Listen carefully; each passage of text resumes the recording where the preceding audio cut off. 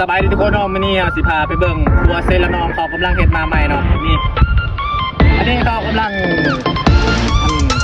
จะตั้งเตามันเนาะเตามันได้แต่1 2 3 4ออกคนนี้นี่ได้6 เตาเลยเนาะ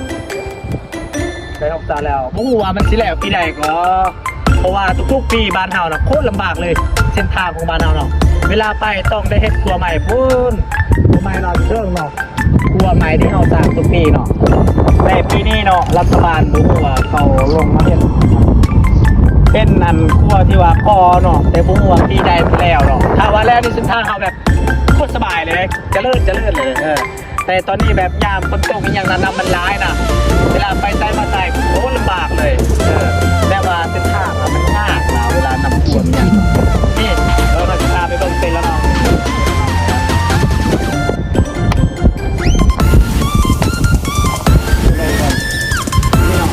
นี่คือเซเนาะเซละนองนี่คำว่าว่าเซละนองถ้าว่าอยู่เทิงนี่พวงไหมพวงมันเกลือนน้ำคลองหมดแล้วพวงแต่อยู่นี่มันน้อยแบบมันมีบางบอลที่แบบว่าพวงแต่พวกนี้มันพวงกันใดเนาะเลิกมันคือน้ำคลองไหนในน้ำเซละนองเนาะนี่คือเขากำลังเห็ดเนาะเพราะว่าปีใดมันสิแล้วเนาะเขาได้แต่1 2 3 4 6 เตาเลยเนาะหรือว่า3 บอนเลยเนาะ3 บอนเลยอันนี้กรรมกรก่อสร้างเขากำลังสร้างเนาะเขากำลังเฮ็ดอยู่แต่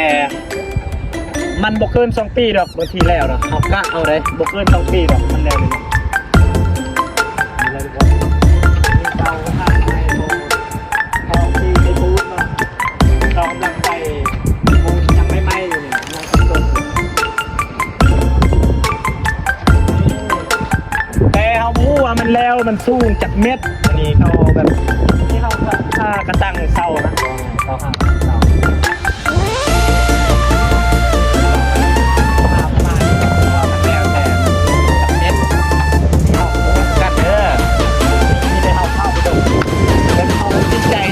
แบบ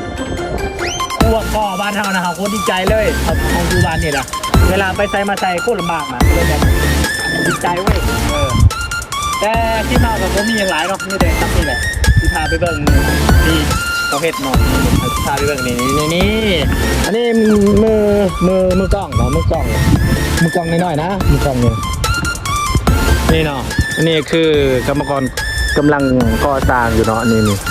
อันยูเทิงพุ่นเขาเฮ็ดแล้วเว้นแล้วเนาะกลัวบุ้งว่ามันจะใหญ่น่าจะใหญ่เนาะพุ่นเด้น่าจะใหญ่เนาะอันนี้มันเสาเขาได้แล้วนี่เสานี่เนาะสิประมาณนี้เลยทุกคนเลยเพราะว่าเขากำลังเฮ็ดครัวเซละนองแต่ยูเทิงเขาก็เฮ็ดแล้วเนาะอยู่เมืองโตเอพุ่นเขาก็เฮ็ดแล้วเนาะเพราะว่าแม่เซละนองนี่มันยาวเลยยาวฮอดอันเมืองโตเอพุ่นแต่อยู่ทางเมืองโตเอเขาก็เฮ็ดแล้วเนาะแต่เมืองน้องเขาเข้าประเทศไทยคือกันเนาะนี่เลยตอนนี้บรรยากาศตอนแรงอากาศเย็นนี่เลยทุกคนเลยบอนนั้นเป็นจุดหนึ่งเนาะที่เขากำลังเจาะลงลุ่มอยู่เนาะนี่เห็นบ่เนี่ยเป็นเล็กเจาะเห็นบ่เจาะนั่นเป็นเสาหนึ่งแล้วก็เสาพุ่นน่าจะเป็นประมาณรวมบัดเซละนองนี่จะประมาณ1 2 3 4 5 6เขากะว่า10 เสาเนาะสำเร็จเลยนี่เนาะ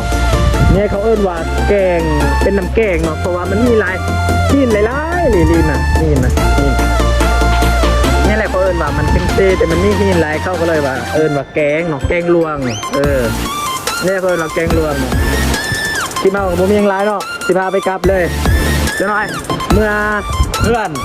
ทำ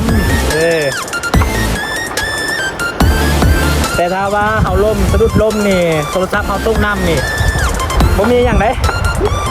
รูปหลายนี่อันนี้หลายๆคนที่ว่าเท่าเนาะแต่บางคนก็เอิ้นว่าอย่างว่าเขาเอิ้นว่าไข่หินไข่หินน่ะแต่เมื่อหน้าเขาสิล้างให้สะอาดแล้วเขาสิมกเนาะเพราะว่าเขาอยู่เวียงนะเขากินมกร้ายนะมกขี้หินนี่นะมกไข่หินนี่นะมกไข่หินนี่นะนี่ไข่หินเลยมันจะเป็นแบบนี้เลย